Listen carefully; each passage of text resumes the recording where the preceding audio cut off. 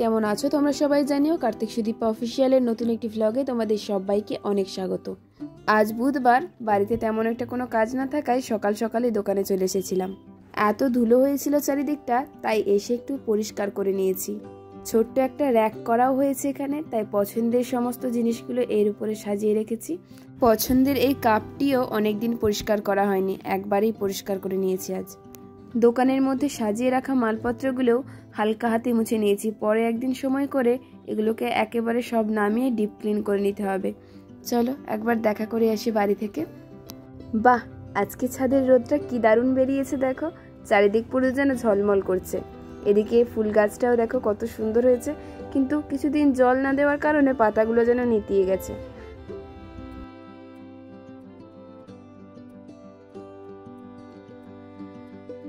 বাড়ির চারিদিকটাও আজ কি অপূর্ব সুন্দর লাগছে দেখো। আকাশটাও আজকে দারুণ পরিষ্কার আছে।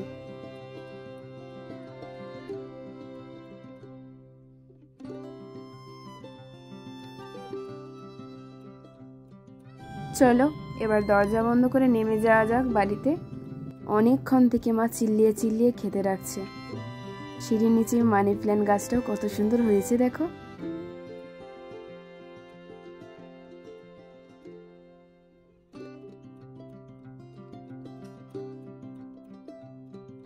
সকালের খাবার বানানোর জন্যই জোগাড় করছে। পেঁয়াজ লঙ্কাটা কুচানো হচ্ছে ডিম ভাজার জন্য।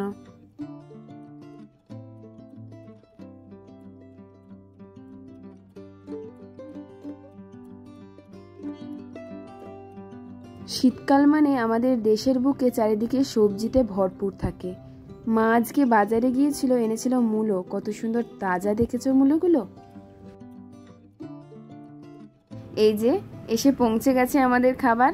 পরোটা, ডিম ভাজা, আলু সেদ্ধ, ছোলা সেদ্ধ, মুড়ি, লাড্ডু। চলো কথা বলতে বলতে সকালের ব্রেকফাস্টটা সেরে ফেলি আজ।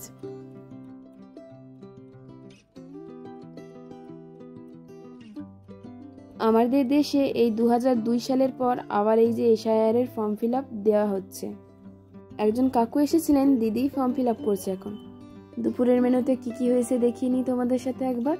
যদিও আমাদের খাওয়া কমপ্লিট, তাও তোমাদের সাথে দেখিয়ে নিচ্ছি।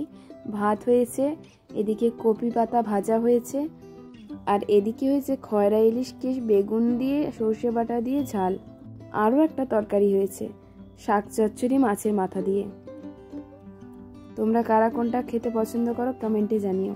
বিকালে চলে এসেছিলাম বড়দিদির বাড়িতে।